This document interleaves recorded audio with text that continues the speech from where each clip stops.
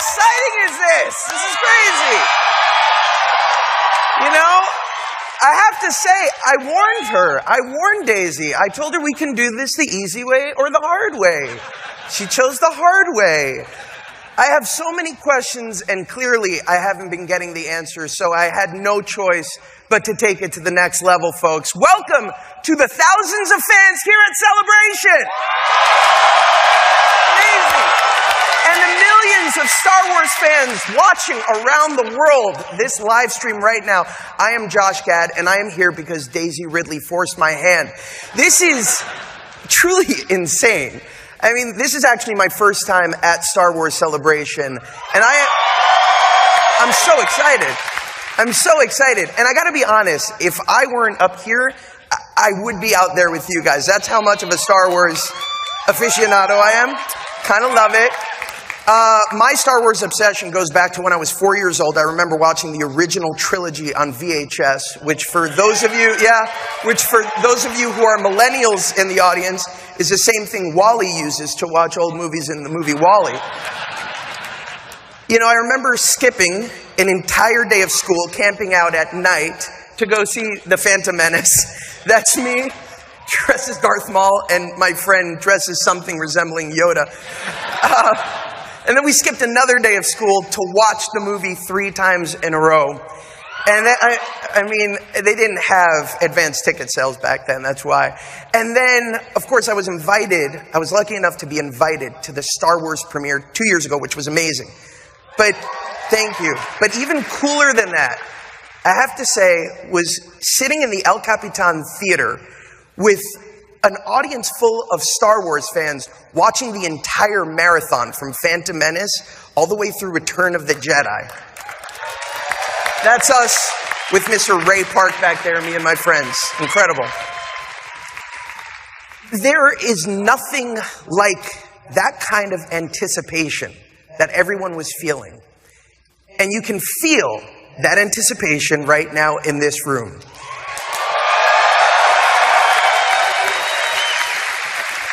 As we get ready to talk about what happens next. The Last Jedi! The Last Jedi! What does it all mean?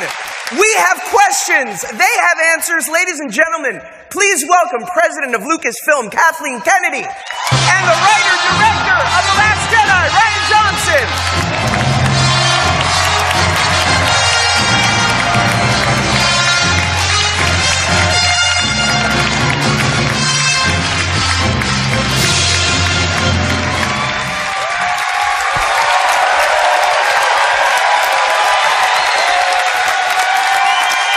I mean, can I just call you the Dream Maker, Kathy?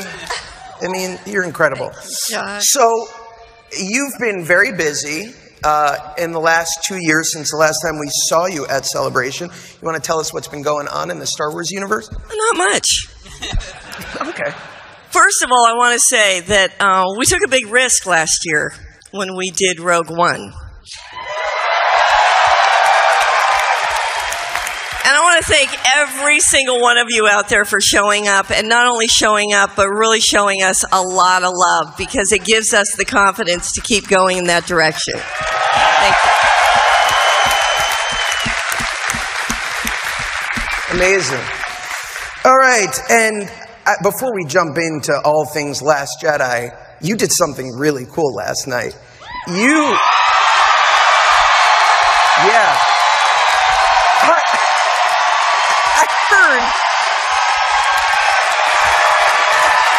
It's unbelievable.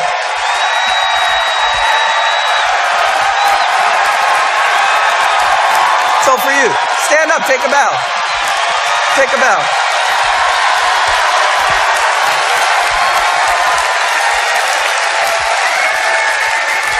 So, you know, I gotta just say, the energy in this room, given that everybody was up until 3 o'clock in the morning. That is cool. So nice to be able to look out and see familiar faces. You were out there for over 4 hours last night with this incredible group of people, mingling with the crowd.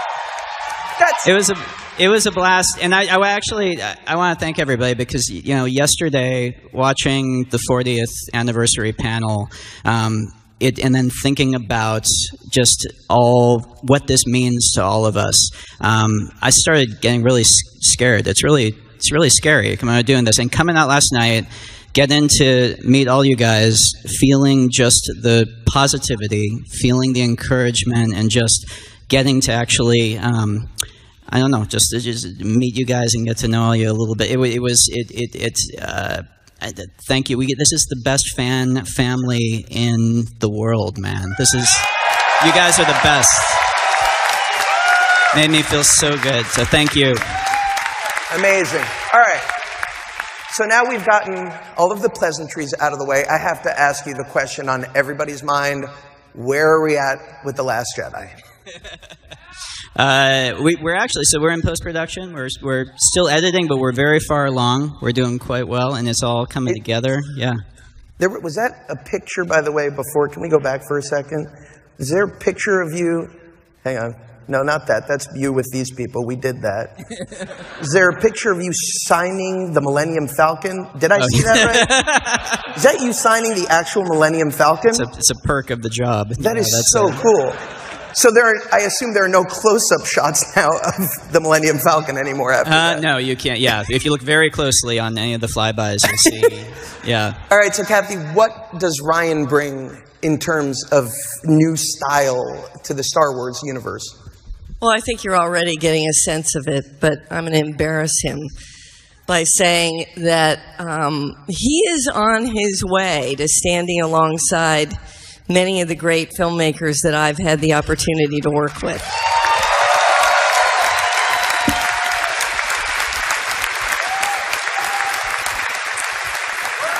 He has an amazing uniqueness to what he does. He also writes as beautifully as he directs, which is quite incredible. And he writes amazingly fierce and independent women.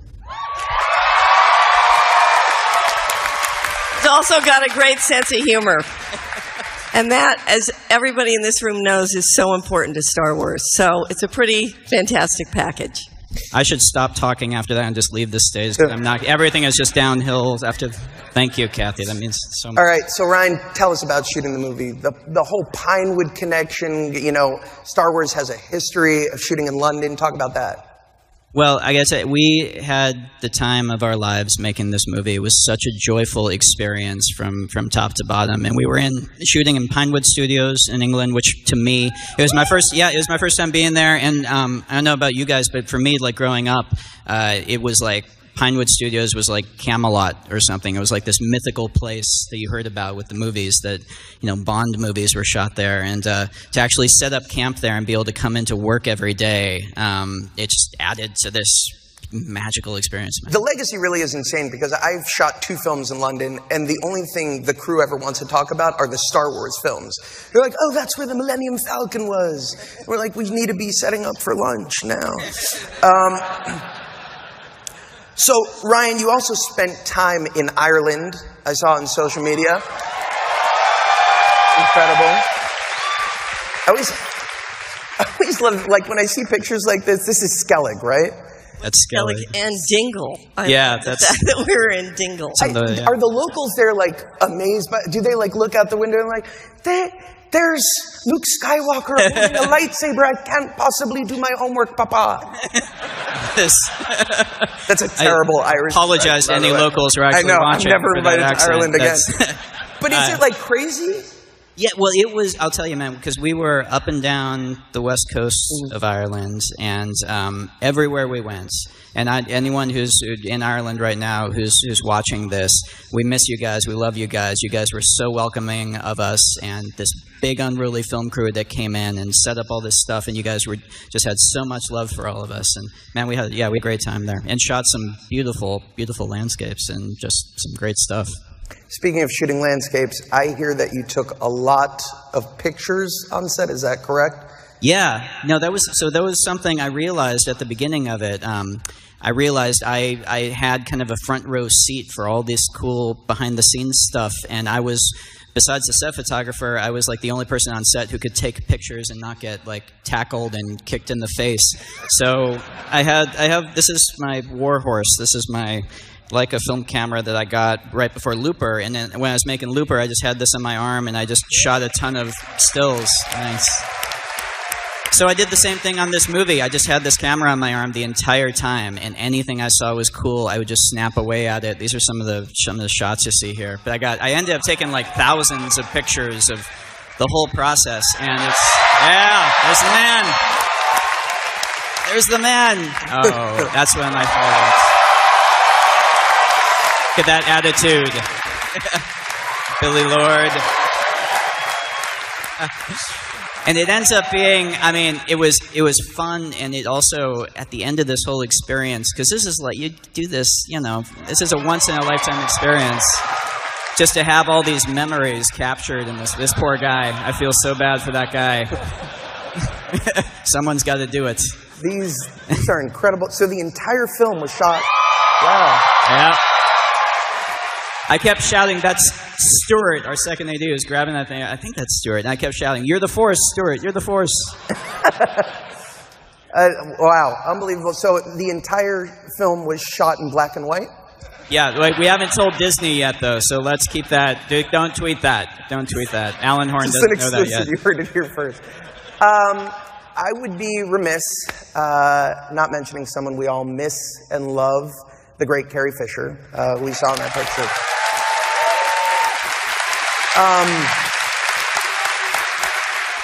Yeah, yesterday I watched that incredible tribute. I bawled. Then John Williams came out, and I fell on the floor sobbing. It was really incredible, and I'd love to hear from both of you guys. What was it like continuing to develop the great princess, now General Leia?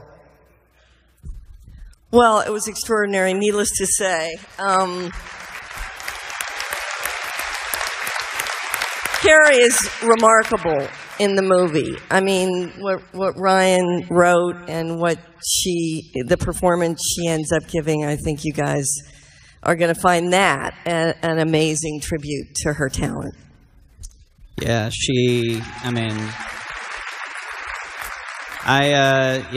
Carrie, I mean, it was such a moving tribute yesterday, and I don't know if I can add to that. I love her so much, man. I just adore her, and I connected with her first and foremost as a writer. You know, she's a brilliant writer, is an incredible mind, and we would sit on. I'd go to her house, we'd sit on her bed for hours and go through the script, and we would just have these kind of stream of consciousness, jazz poetry kind of like ad-lib sessions. And I would just scribble on my script everything she said, and then at the end of 6 hours there would be like a 4-word line of dialogue that would be like the distillation of all that. That was brilliant. You know, I'd be like, oh my God. Yeah, I saw that piece yesterday where she can remember every single line that she did from all of it. That was incredible. Well, she truly was ahead of her time and led the way for what has become a legacy of strong, empowered heroines. Speaking of strong, empowered heroines. 2 years ago, at Celebration in Anaheim, we were introduced to a new heroine, a new face who has now become part of the iconic Star Wars lexicon, someone I've had the pleasure of working with, getting to know, and harassing on a daily basis. Please welcome Daisy Ridley!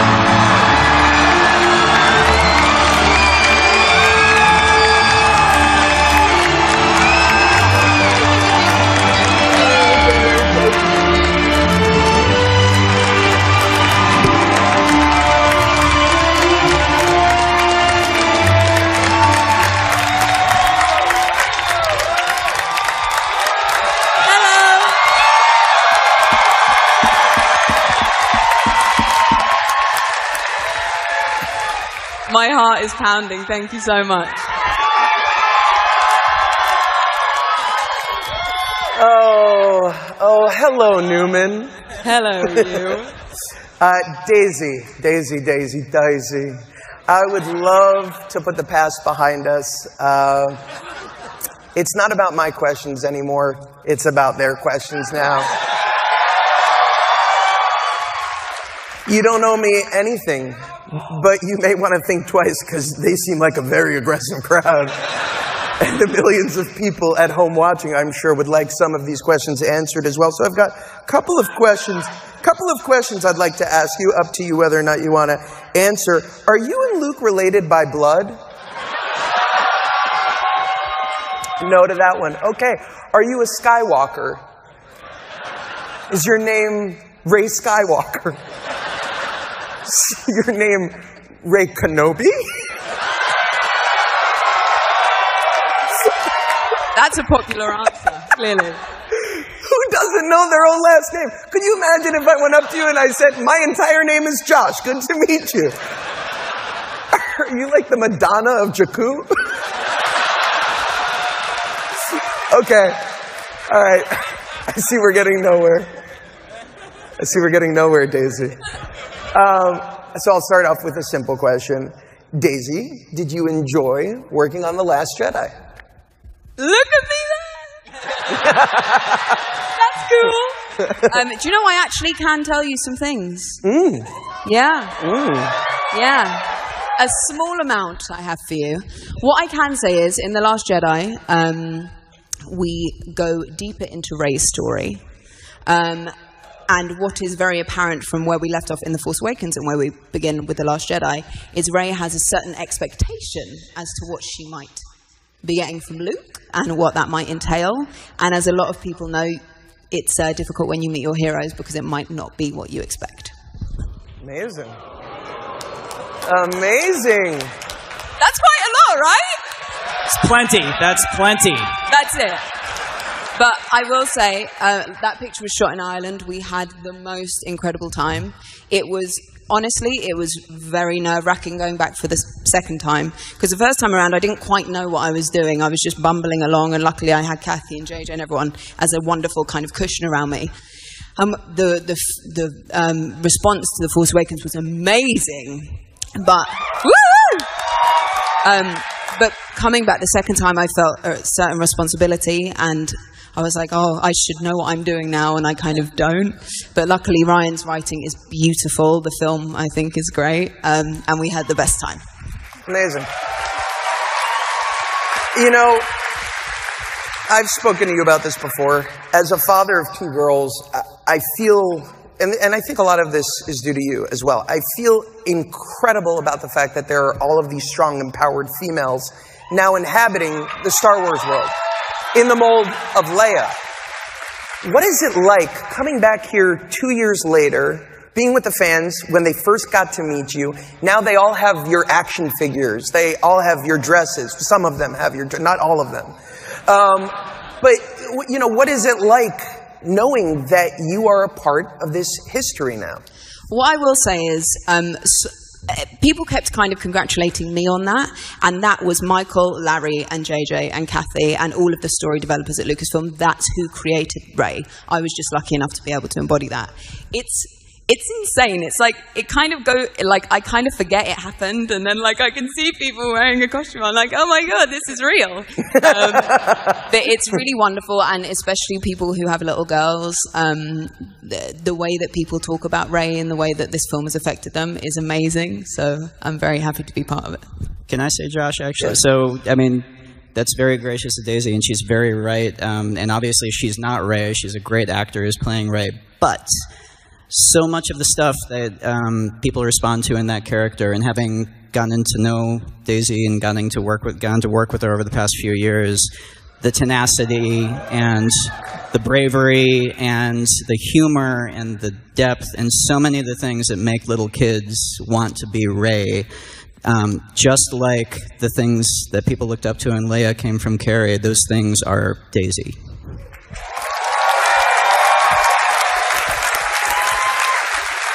Really cool shot. By the way, my daughter's favorite action figure is the Rey doll. And I say, put that away. She won't answer any questions. Put it away. All right, without divulging too much, obviously, what are you most excited about for fans to experience in The Last Jedi? I think what we're all very excited for, Luke's first words.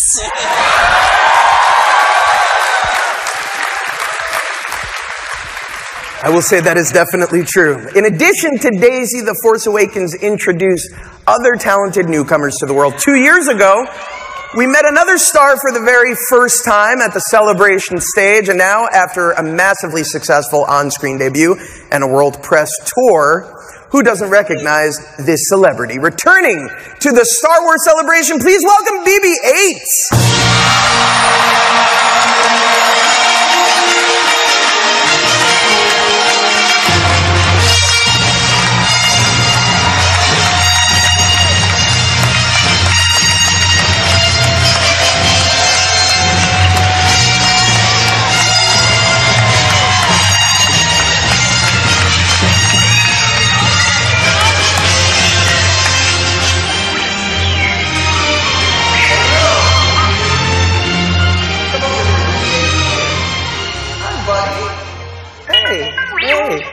As you remember, you and I were talking backstage. I was telling you that I've been studying Droid Rosetta Stone.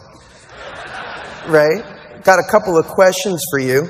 First off, how are you today, 8? Do you mind if I call you 8? Oh, he says, no, please call me BB-8. Unlike Daisy, I have a full name, and I intend to use it. Oh, that's passive-aggressive, BB-8. All right, what was it like working with the great Rian Johnson? Oh, right. I love Looper, too. Yeah. No, who doesn't love JGL? He said, what? Shame on you, Ryan. Shame on you.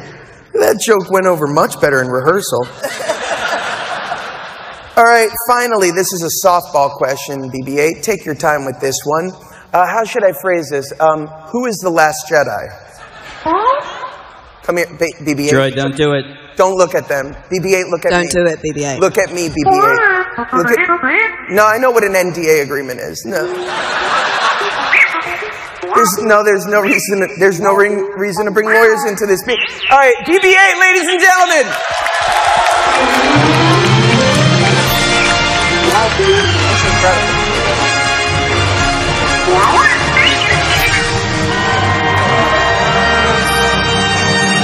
That is the coolest thing in the world.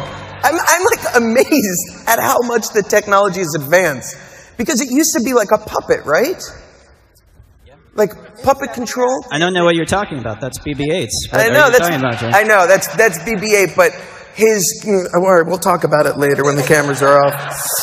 So speaking of BB-8, he was one of my favorite characters in the film, and I think one of the coolest things about him was all of the physical comedy that you guys came up with. I remember the moment where he uses the lighter as a thumbs up. Are there new technological advancements and comedy moments with regard to BB-8 in the film? Oh, yes, there are. Yeah, the best advice I got going into this whole process was from JJ's editors, who told me you can't have enough BB-8s. And we followed their advice. He's the Buster Keaton of this movie. No, I'm excited for you guys to see what he does in this movie. It's pretty fun. Incredible. All right. He has become one of the most recognizable faces in the world after his Star Wars performance in The Force Awakens. Please welcome everyone's favorite former stormtrooper, John Boyega!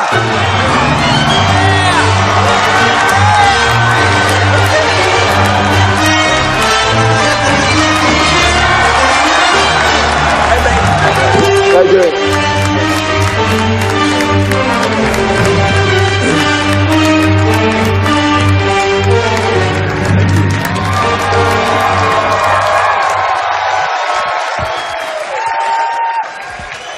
I mean, John? Oh, my. Oh, my God. Wow. Clearly the fans love you. How does that make you feel? Oh, this is crazy. Well, it's good to be back, hey? Good to be back.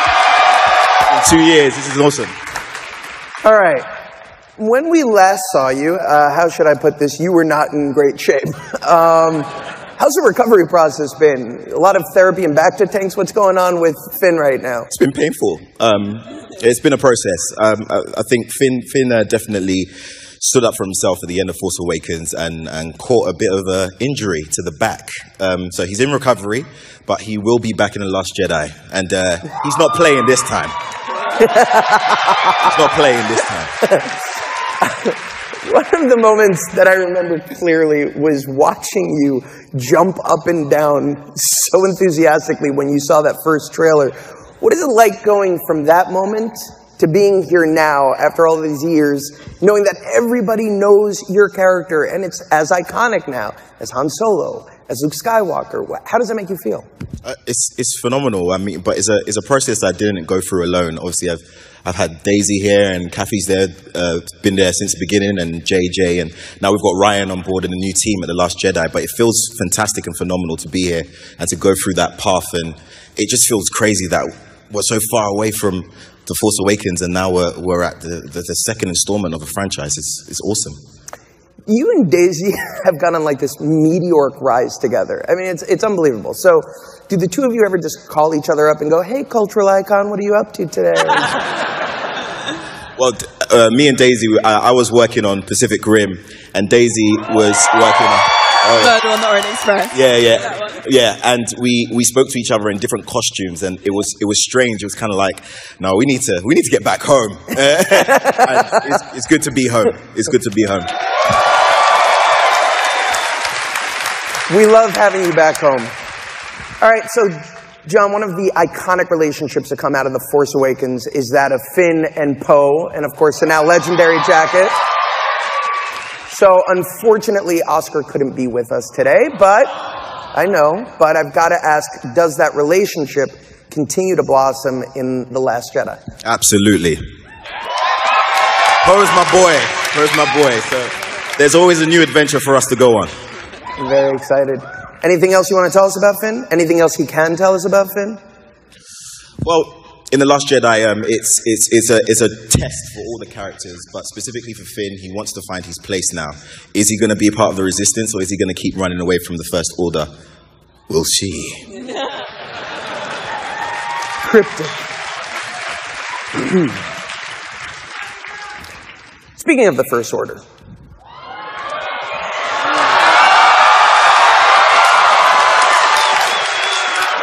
Is there anything that you can tell us about the dark side?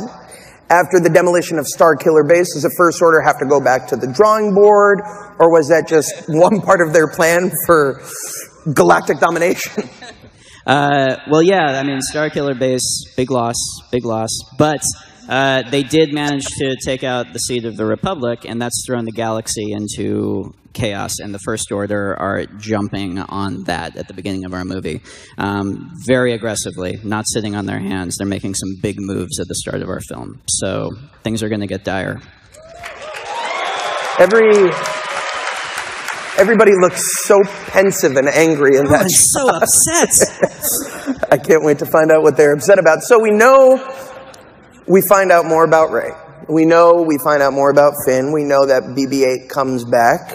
Are there any new characters from The Last Jedi that you care to tell us about today, Ryan? There might be a few. Oh! So we have a couple really fun new characters coming out, and a few of whom I'm really excited to introduce you guys to, but one in particular who's here today, who has the biggest new part in the movie, and ironically is played by the smallest actor. She is one of my favorite people. You guys are going to love her so much. I adore her, and I'm so proud and happy to introduce to all of you Kelly Marie Tran, who plays...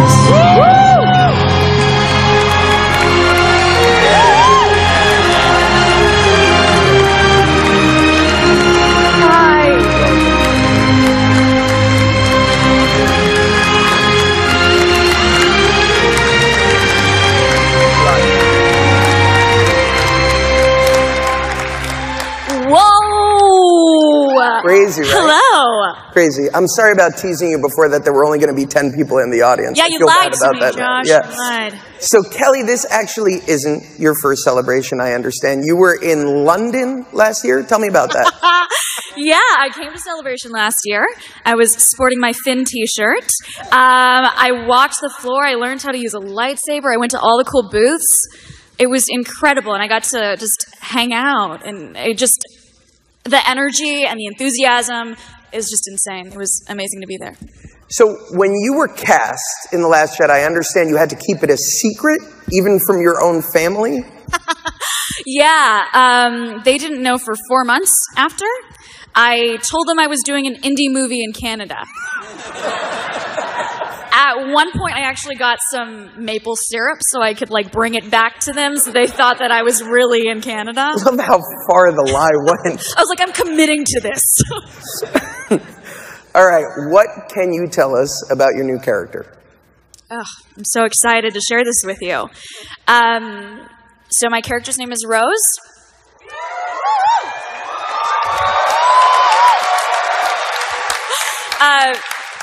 She's part of the Resistance. Yeah, and she works in maintenance, and I just can't wait for you to meet her. Oh, there she is. That's her. She's pretty rad. Rose is a maintenance worker in the Resistance, and for me, growing up, one of the things as a kid in Colorado, watching these movies, you feel like you're watching Luke Skywalker kind of get pulled out of, and I think it's why people respond to Rey also, get pulled out of wherever he is and be this unlikely hero. The notion that anyone out there, any of us, can step up and turn into a hero. That's really kind of where the character of Rose comes from. She's not a soldier, she's not looking to be a hero, and she gets pulled in a very big way into an adventure in this movie with Finn. And Kelly just embodies that for me. Whoa. Kelly, last night in the elevator, that came out badly. We were in the elevator with a bunch of people. Last night, I looked at you and I said, this is great. Your life is about to change. Your anonymity is going to be, I mean, you can ask these two. How do you feel today, like coming out here and knowing that you are now a part of the Star Wars universe?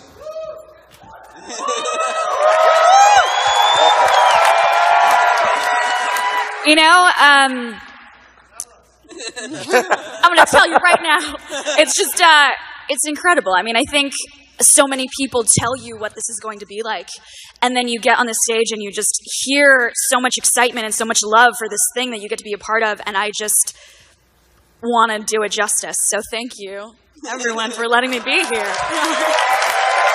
Yeah. And now, a man who plays one of the most iconic characters in film history. The one, the only, Mark Hamill.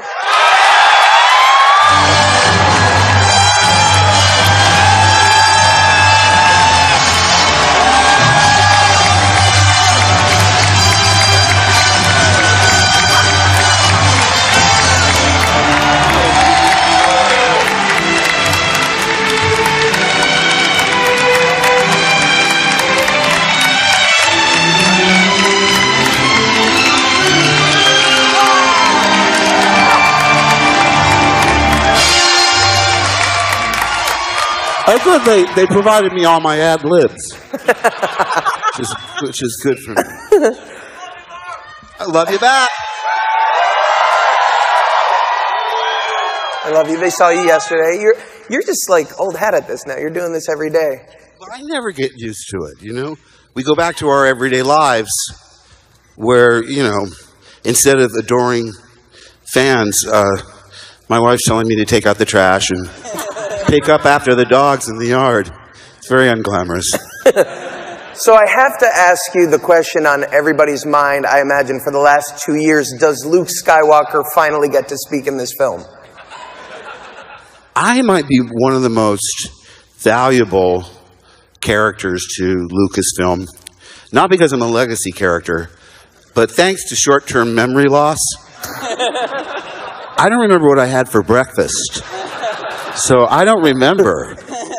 And I'm joking, but even when I went in and did ADR and saw this footage, it was like an out-of-body experience. You know, it's so contained in its own world. and you show up in jeans and a T-shirt, and it's really scary. You know, Ryan came out to my house like he went to all of us, to discuss the script and so forth, and we spent several hours. I brought him into my TV room and showed him my favorite episode of Sergeant Bilko. You know, important things. And I said to him, the truth of the matter is, one of the reasons I loved Rogue One so much and the prequels was that I was not in them. I could just relax and enjoy. I didn't have any anxiety about whether I did the right thing or was successful. And I said to Ryan, you know, we had a beginning, a middle, and an end in our original trilogy. I just don't want to tempt fate. You can't catch lightning in a bottle over again. And the truth be known, Ryan, is I'm terrified. You know what he said? So am I. And I said, now, that's a director I could love. Because he didn't, yeah. And I'd seen Looper and Brothers Bloom, all of it, and Brick. You can't categorize. You know, a lot of times you see directors' films and there's a thread that goes through them all. And his films are all so diverse and also ambitious in their own way. And in this experience, he's rocketed to the top of my all-time favorite directors, believe me. I couldn't have done it without him. He was my seeing eye dog. And all I knew was, if Ryan's happy, I'm happy. I totally turned over my performance to Ryan and just sort of knew that if he was satisfied, then we got it right. I think the feeling seems very mutual among the cast. Coming back all these years later, what is it like to find Luke's voice again? Not just vocally, but metaphorically. What's it like getting back into this character after all these years? Did you go back and watch the old films? Is he at such a new place that it didn't matter? Well, in 7, you discovered Luke obviously is a hermit on this island, that there's so much unsaid about where he's been and what he's done. And actors like to write their own backstories. You know, you want to figure out what you've done and where you've been. But I realized that wasn't really important to the story of Force Awakens. I still made it up myself. And, you know, I tried to show it to JJ, and he, you know, was accommodating, but basically patted me on the head, gave me a cookie, and made me go away. Because, you know, whatever, make it up. I mean, they allude to things that have happened, and to a certain extent, you know, it's not Luke's story anymore. But I think he's an important part of the overall arc of the saga. And again, there's a lot of mystery about him, even within the film. So you have to fill in your own backstory. I'm sure there'll be comic books and video games and novels that tell the story, but like I say, and I shared with Ryan a lot of my own things. I thought I have to relate to things that are real in my own life to understand where Luke is at this point in his life. I'm just going to break in here and make sure that everybody out there realizes he is so significantly important to this next film. You have no idea. Well, that's good to hear. Mr. Modesty. And by the way, I look down and, you know, I see Olaf, I see Wonder Woman, I see God, I see my colleague, Daisy, my son. And this one, if she were any cuter, she'd be an actual Disney cartoon. Doesn't come any cuter than Kelly. I love that you look at me and see an animated character. Thank you. Now, this is a personal question because, you know, this is how I approach a lot of my roles. Did you do a lot of physical training to get into Luke Skywalker? We all had a good laugh about that. Because, you know, when I read the script, the very first line is, Luke Skywalker has vanished. I went, okay, let's go. And I'm reading about, everybody talks about me all through the movie. Skywalker must be stopped. The sword of Skywalker is dangerous. I kept making all these notes. Ooh, that's the 33rd mention. And people are talking about me. You know what I thought when I said, you know what, I know I'm probably going to come in towards the end of the third act. But I thought when you were in the forest and the lightsaber jiggled in the snow, I said, okay, here I am. And it flies into the hands of Rey. She didn't even do any training. Although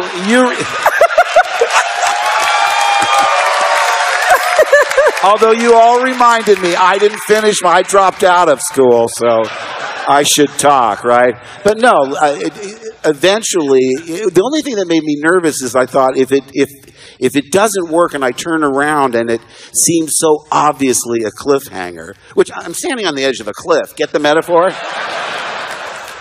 I thought, maybe they should just print "to be continued" on my forehead. But after all that training, I went for 50 weeks, twice a week, never canceled and was never late. Not like some people, I can say, space sis. But, so I thought I was going to do something physical. I read the last page. I said, really? I turn and remove my hood, that's it? Then I joked about a big, long speech that was cut at the last minute. See, I lost total credibility with the public through social media because I lie all the time. And I post, you know, an exclusive look at an episode 8 trailer, and it's a picture of my trailer on the back lot, you know. What my kids call dad humor. So this year, someone said, are you going to post one of your classic April Fool's jokes? And I said, absolutely not. So believe any outrageous, crazy, or absurd notion I post that day. I can't get away with it anymore. It's like the boy who cried wolf. Nobody believes me. That's why on this April Fool's, I didn't even wait. I just put April Fool's picture and said, in episode 8, Luke has taken a vow of silence but communicates telepathically. I'm hoping to do voiceover, but director Rian Johnson is leaning towards subtitles. Make the kids read. Make the kids read. Yesterday was the incredible 40th celebration, which you attended. Anything you want to say to all of these incredible fans after 40 years of going on this journey with you? Well, listen, you people, first of all, if it weren't for you, I wouldn't be sitting here right now. No, honestly, you've been so supportive. You're there for us all the time, in good times and bad times. I got a little flack last night because I made the comment, you people are more supportive than my actual family. Because they criticize and make fun of me, and I'm sure you do too, but not to my face. But no, I thank you all so much. I mean, it really is, it's almost moving when you really think about how we've affected so many people, inspired so many people, and that it's generational, that it's handed down. The original fans are grown with children of their own. I met my wife online for Empire, you know. Whatever it is, it's... And going to the hospitals and meeting these kids that have such dire adversities in their lives. No. It makes you feel like it puts things in perspective. It makes you think, you know, maybe just doing voiceovers on cartoons and playing the trickster is so trivial compared to the kind of benefits that these kids get from meeting people like this, because it's so inspirational to them. I mean, I met a little boy who had lost his arm because of tuberculosis, and he told me, I wasn't worried because Luke lost his hand. Oh. I know. You know, I mean, it's tough. I mean, it can be emotionally harrowing. So I always use reverse psychology and say, are you faking? You don't look sick to me. Come on, you're trying to get out of schoolwork, right? But I'm telling you, it's a gift and something that I will never take for granted. So thank you all so much.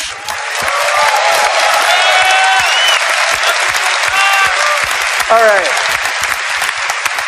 I would say that this crowd has been unbelievably generous and patient. So I'm going to ask, Ryan, do you have anything that you brought today for the fans?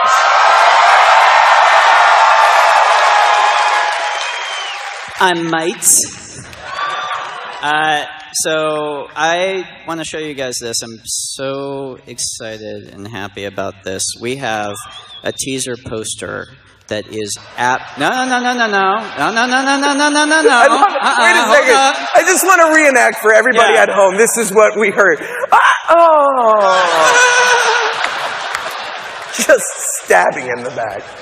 When you guys see that, so can we put it up? It is absolutely gorgeous. Whoa! We zoom out. All right. What?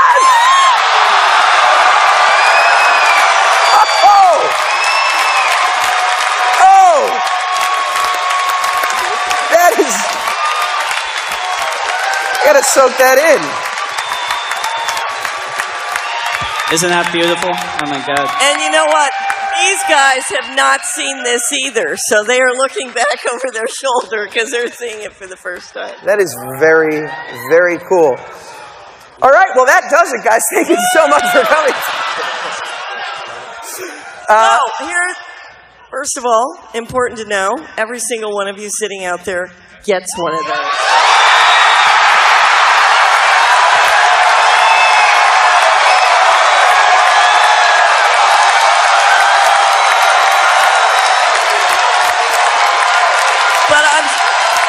I'm sorry to say that I don't think we can get Ryan to stay up all night and sign every single one, so I hope you understand that. Maybe.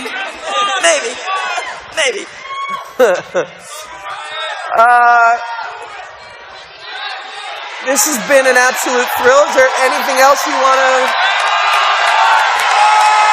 Anything? I mean, they seem like they're really interested in more. I'm trying.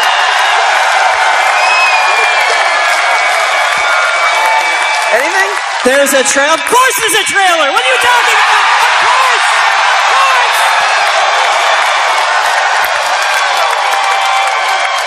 So I want you guys to know, this is also going to be these guys' first time seeing this trailer. We're going to go I haven't seen it. with you together. Let's do this. Very excited. Let's see it. All right, we're going where are we going? This way. over here. Kath. No, this. I did lines for the trailer, and I haven't even seen you had this to come footage. to rehearsal. It was this. Oh, we're going this way.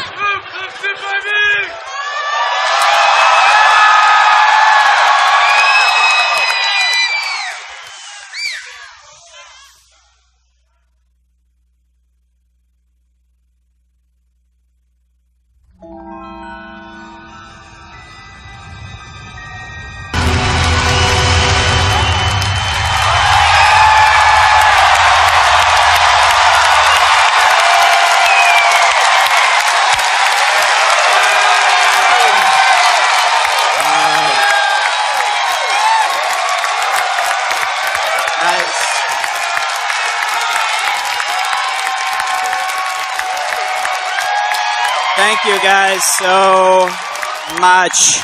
I am so proud of this cast and crew and everything that I'm so proud of this movie. I cannot wait for the coming year to show you guys more and more and to show you the movie eventually. That'll happen eventually. Right now, though, all I want to do is watch the trailer in this room with you guys one more time. I roll it again. Guys, thank you so much. Much more to come. We love you guys. Thank you, Celebration.